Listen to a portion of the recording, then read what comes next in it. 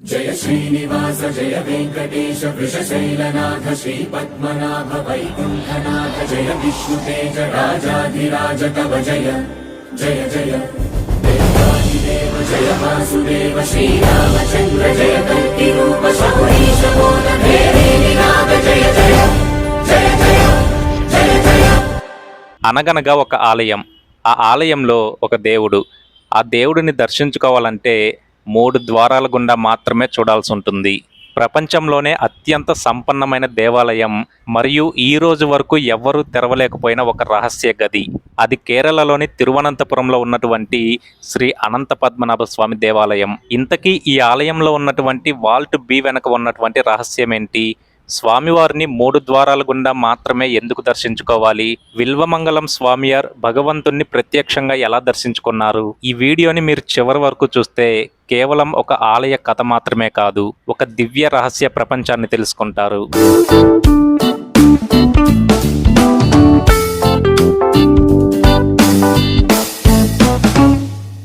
భారతదేశంలోని అత్యంత పవిత్రమైన వైష్ణవ క్షేత్రాల్లో ఒకటి శ్రీ అనంత పద్మనాభ స్వామి ఆలయం.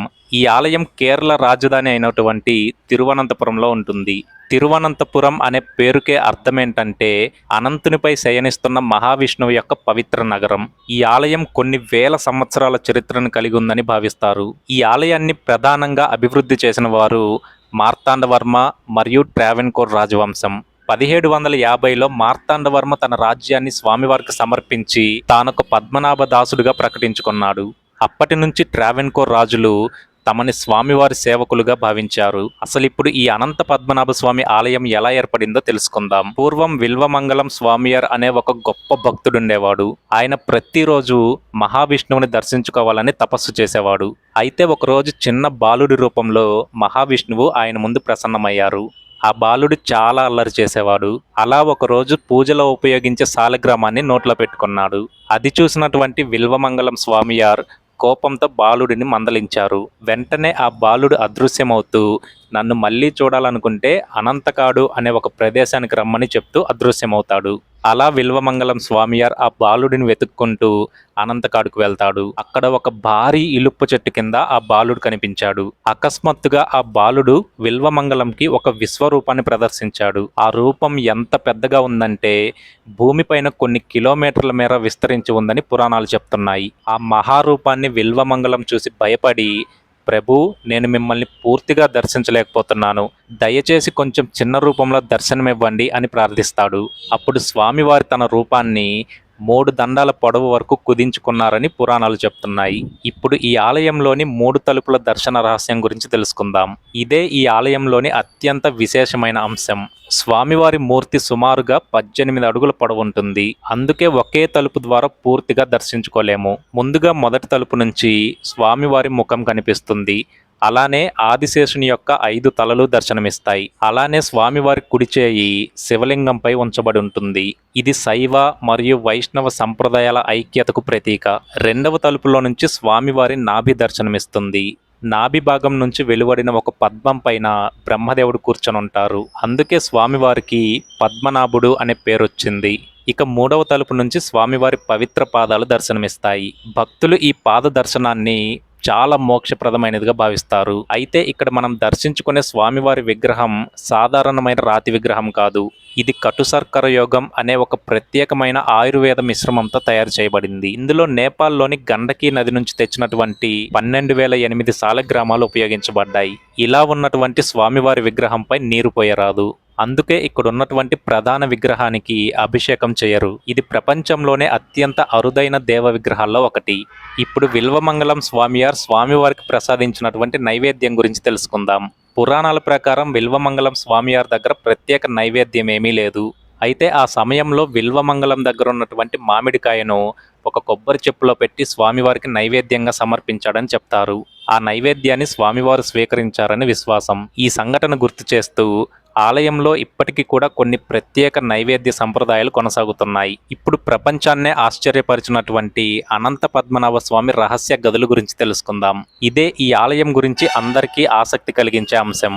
అదే వాల్ట్ ABCDEF. 2011లో భారతదేశపు సుప్రీంకోర్టు ఆదేశాల మేరకు ఈ ఆలయంలోని రహస్య గదుల జాబితా తయారైంది. వీటిలో వాల్ట్ A తెరిచినప్పుడు బంగారు విగ్రహాలు, వజ్రాలు, బంగారు గొలుసులు, పురాతన నాణేలు, అమూల్యమైన ఆభరణాలు బయటపడ్డాయి. ఇక వాల్ట్ CDEF ఇవి ఆలయంలోని అవసరాలకు అప్పుడప్పుడు తెరవబడేవి. వీటిలో కూడా కొన్ని విలువైన వస్తువులున్నాయని గుర్తించారు. ఇప్పుడు ప్రపంచంలోనే అత్యంత గొప్ప రహస్యం వాల్ట్ B. ఈ వాల్ట్ B అనే గది ఇప్పటికీ కూడా తెరవబడలేదు.